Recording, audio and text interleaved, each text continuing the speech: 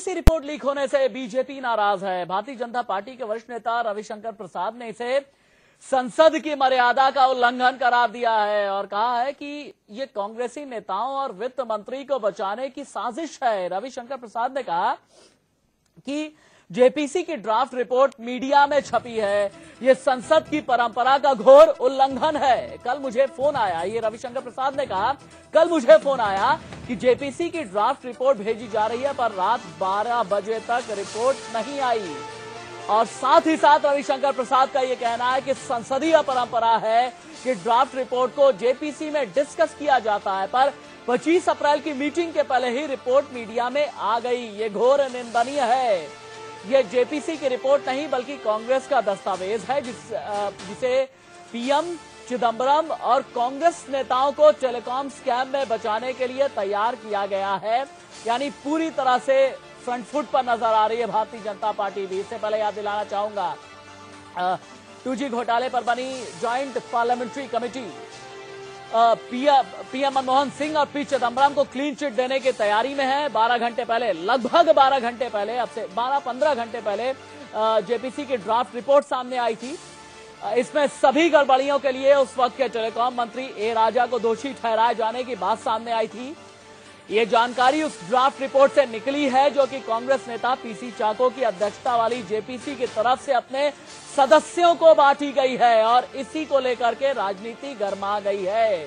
BJP और left ने इसके खिलाफ असहमति प्रस्ताव लाने की लगभग तैयारी की है। दरअसल बीजेपी प्रधानमंत्री को क्लीन चिट दिए जाने से बेहद नाराज है। बीजेपी नेता का ये बयान हम आपके सामने रख रहे हैं। बड़ी खबर है इस वक्त की, ब्रेकिंग न्यूज है। रविशंकर प्रसाद का ये कहना है कि जेपीसी की ड्राफ्ट रिपोर्ट मीडिया में आ गई है, ये संसद की परंपरा का घोर उल्लंघन है। कांग्रेस नेताओं को बचाने की साजिश है, वित्त मंत्री को बचाने की साजिश है, प्रधानमंत्री को बचाने की यह साजिश है। रविशंकर प्रसाद का कहना है कि संसदीय परंपरा है कि ड्राफ्ट रिपोर्ट को जेपीसी में डिस्कस किया जाता है, पर 25 अप्रैल की मीटिंग के पहले ही रिपोर्ट मीडिया में आ गई। ये घोर निंदनीय है। ये जेपीसी की रिपोर्ट नहीं है बल्कि कांग्रेस का दस्तावेज है, ये कहना है रविशंकर प्रसाद का।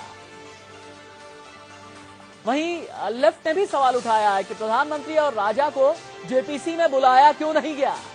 सीपीआई नेता गुरदास दास गुप्ता ने कहा कि यह रिपोर्ट लीपापोती है और अब इस पर कमेटी के अध्यक्ष पीसी चाको को कई सवालों का जवाब देना होगा।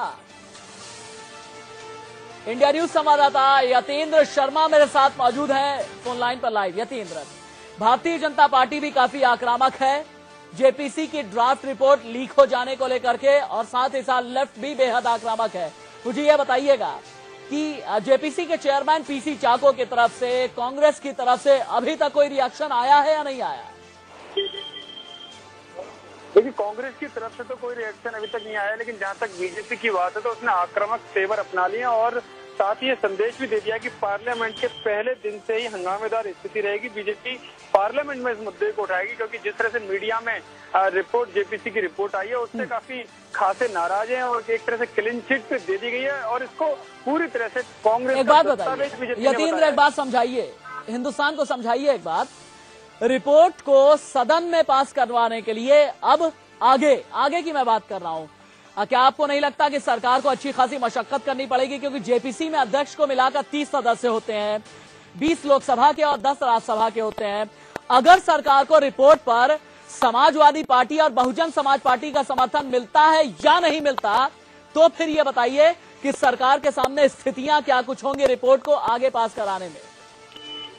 देखिए, सरकार को अगर जेपीसी की रिपोर्ट की बात करें तो सरकार को तो उम्मीद है कि वो पास करा लेगी, क्योंकि जो फ्लोर की बात होती है, जब फ्लोर पर मैनेजमेंट करना होता है, बहुमत का आंकड़े जुटाने पड़ते हैं, तो सरकार कहीं ना कहीं किसी भी ना किसी तरीके से वो आंकड़े मैनेज कर लेती है। चाहे वो समाजवादी पार्टी है, बसपा है वाली, चाहे वो एक ऊपरी तौर पर किसी भी मुद्दे पर उनके साथ ना हो, लेकिन वो बहिर्गमन जो कर देते हैं संसद का, जब आउट हो जाते हैं सदन से, तो वो कहीं ना कहीं सरकार के फेवर में जाता है। तो ये कई तरह के जो आंकड़े पहले से भी जो कई तरह के कह सकते हैं जो मामले सामने आए हैं उसको लेकर सरकार कहीं ना कहीं विश्वास में दिखाई देती है। पीएससी की रिपोर्ट का मामला भी अभी ज्यादा दिन नहीं बीता, वो उसमें भी ऐसा ही इसी तरह का मामला सामने आया था जब बीजेपी ने काफी उस पर हंगामा मचाया था।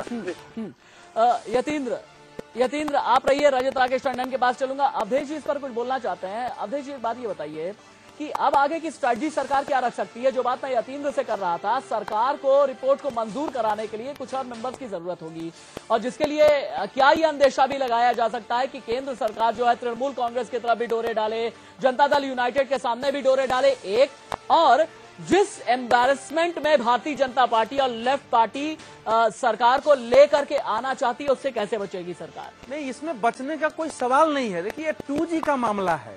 इस समाजवादी पार्टी, इसमें तृणमूल कांग्रेस, सब ने इसकी खिलाफत की है।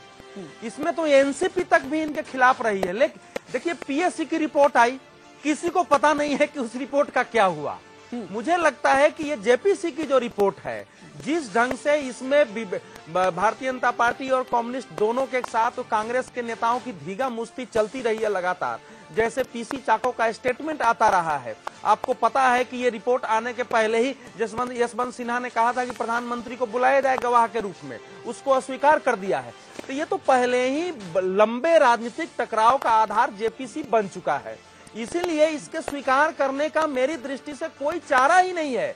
समाजवादी पार्टी 2G को स्वीकार करेगी तो वो अपना राजनीतिक आत्महत्या कर लेगी। ये 2G भ्रष्टाचार की रिपोर्ट है, जिसमें बिल्कुल प्राइम मिनिस्टर को, जिसमें वित्त मंत्री को, पूरी सरकार को इसमें से मुक्त कर दिया गया है। केवल एक व्यक्ति ए राजा पर सारी जिम्मेवारी डाली गई है, जितनी रिपोर्ट हम लोगों के सामने आई है, और यही अपेक्षित था, जबकि इसके अध्यक्ष को बदल के पीसी चाको को अध्यक्ष बनाया गया। हमारे संवाददाता रजत भी, अवधेश जी हमारे साथ मौजूद है। रजत, एक बात ये बताइए, सिर्फ ए राजा को क्या स्केपगोट इतनी आसानी से बनाया जा सकता है?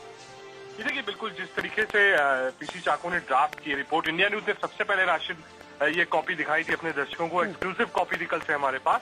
उसमें साफ तौर पे एक शब्द का प्रयोग किया गया है कि जो प्रधानमंत्री थे उनको मिसगाइड किया गया पूरी पॉलिसीज को लेके, ठीक से इंटरप्रेट नहीं किया प्रधानमंत्री मनमोहन सिंह को। तो ये एक वजह है जिसके कारण, इस क्लॉज के कारण उनको क्लीन चिट दी गई है। चिदम्बरम की भूमिका में बताया गया कि जब वो फाइनेंस मिनिस्टर थे, जीओएम्स की मीटिंग थी, उन्होंने भी कई नोट्स लिख के भेजे थे, जिसको कि राजा ने दरकिनार किया। इसलिए चिदम्बरम को भी क्लीन चिट राशि दी गई।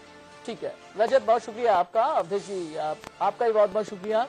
इस वक्त की बड़ी खबर यही है कि 2G घोटाला मामले में कांग्रेस सांसद पीसी चाको की अध्यक्षता वाली संयुक्त संसदीय समिति यानी कि जेपीसी के जो ड्राफ्ट रिपोर्ट कल शाम लीक हुई, इसे लेकर के सरकार को घेरने की पूरी तरह से तैयारी में, कांग्रेस को खासतौर से घेरने की तैयारी में पूरी तरह से है लेफ्ट पार्टी और भारतीय जनता पार्टी। वक्त ब्रेकआउट चला है, कहीं मत जाइएगा, बस थोड़े से इंतजार के बाद खबरें जारी हैं।